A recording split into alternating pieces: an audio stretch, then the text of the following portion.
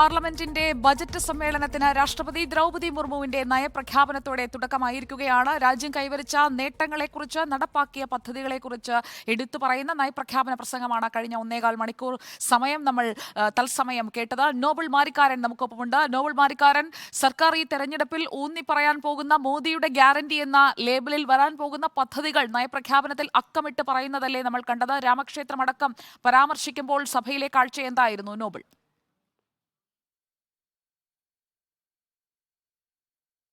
സുജയ, സർക്കാരിന്റെ നേട്ടങ്ങൾ എണ്ണി പറഞ്ഞുകൊണ്ടായിരുന്നു രാഷ്ട്രപതി ദ്രൗപദി മുർമു ഇന്നിപ്പോൾ നയപ്രഖ്യാപന പ്രസംഗം നടത്തിയത്. നയപ്രഖ്യാപന പ്രസംഗത്തിൽ സർക്കാരിന്റെ കഴിഞ്ഞ 10 വർഷത്തെ നേട്ടങ്ങൾ ഉൾപ്പെടെ പ്രതിപാദിച്ചു എന്നാണ് പ്രധാനപ്പെട്ട കാര്യം. രാമക്ഷേത്രം, അതോടൊപ്പം തന്നെ മുത്തലാഖ് നിയമം, ഒപ്പം ജമ്മു കാശ്മീർ പ്രത്യേക പദവി എടുത്തു കളഞ്ഞത്, ഡിജിറ്റൽ വൽക്കരണം, റെയിൽവേ വികസനം അടക്കം സമസ്ത മേഖലകളെയും തൊട്ടുകൊണ്ടാണ് ഈ പ്രസംഗം കടന്നുപോയത് എന്നാണ് പ്രധാനപ്പെട്ട കാര്യം. പ്രധാനമായും നമ്മൾ പറയേണ്ടത്, ഒരു തെരഞ്ഞെടുപ്പിലേക്ക് അടുത്ത് നിൽക്കുമ്പോഴാണ് ഈ നയപ്രഖ്യാപന പ്രസംഗം എത്തുന്നത് എന്നുള്ളതാണ്. അത്തരത്തിൽ സർക്കാരിന്റെ നേട്ടങ്ങളെ മുഴുവൻ ജനങ്ങൾക്ക് മുന്നിൽ തുറന്നു കാണിക്കുന്നതായിരുന്നു ഇത് എന്ന് വേണമെങ്കിൽ പറയാം. ഡിജിറ്റൽ വൽക്കരണം, അതോടൊപ്പം തന്നെ മറ്റ് സാമ്പത്തിക നേട്ടങ്ങൾ, അതോടൊപ്പം തന്നെ ലോകശക്തിയായി ഇന്ത്യ മാറിയത്, ബഹിരാകാശത്ത് നേടിയ വിജയം, അത്തരത്തിൽ ഓരോ ഘടകങ്ങളും എടുത്തു പറഞ്ഞുകൊണ്ടായിരുന്നു രാഷ്ട്രപതിയുടെ പ്രസംഗം മുന്നോട്ട് പോയത്. ഒപ്പം മേഖലകൾ, പ്രധാനമായും കർഷകർ, അതോടൊപ്പം തന്നെ പാവപ്പെട്ടവർ, സ്ത്രീകൾ, യുവജനങ്ങൾ തുടങ്ങിയവർക്ക് വേണ്ടി സർക്കാർ ചെയ്ത ഓരോ പദ്ധതികൾ, അതോടൊപ്പം ഓരോ കാര്യങ്ങൾ എല്ലാം ഇതിൽ എടുത്തു പറഞ്ഞു എന്നും പ്രധാനപ്പെട്ട കാര്യമാണ്. രാമക്ഷേത്രം അടക്കമുള്ള കാര്യങ്ങൾ പറഞ്ഞപ്പോൾ ജയശ്രീ രാം വിളികൾ ഭരണത്തിന്റെ ഭാഗത്ത് ഉണ്ടായതും ഏറ്റവും ശ്രദ്ധേയമായി. എന്താണെങ്കിലും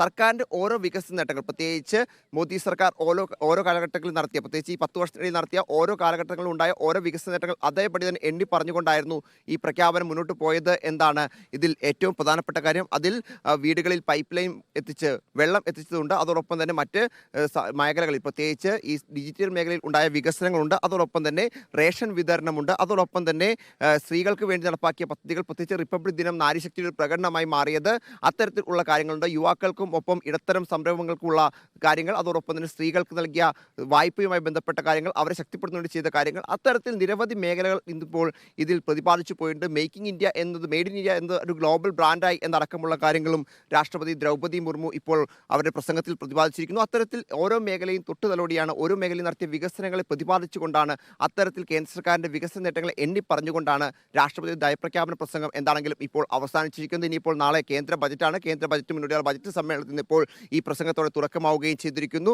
സർക്കാരിന് ഏറെ അഭിമാനിക്കാവുന്ന ഒരുപാട് നേട്ടങ്ങൾ ഇതിൽ പറഞ്ഞിട്ടുണ്ട് എന്നുകൂടി നമ്മൾ എടുത്തു പറയണം. ഒരു തെരഞ്ഞെടുപ്പിലേക്ക് പോകുമ്പോൾ അതിന് സർക്കാരിന് എല്ലാവിധ പിന്തുണയും രാഷ്ട്രപതിയുടെ ഭാഗത്ത് നൽകുന്ന തരത്തിൽ, അല്ലെങ്കിൽ ആ വികസന നേട്ടങ്ങൾ ഒരിക്കൽ കൂടി ജനങ്ങളിലേക്ക് എടുത്തു പറഞ്ഞുകൊണ്ടൊരു നീക്കമാണ് ഇന്നിപ്പോൾ നടന്നിരിക്കുന്നത് എന്ന യാഥാർത്ഥ്യമാണ്. അത്തരത്തിൽ വിവരങ്ങൾ നൽകിയത്.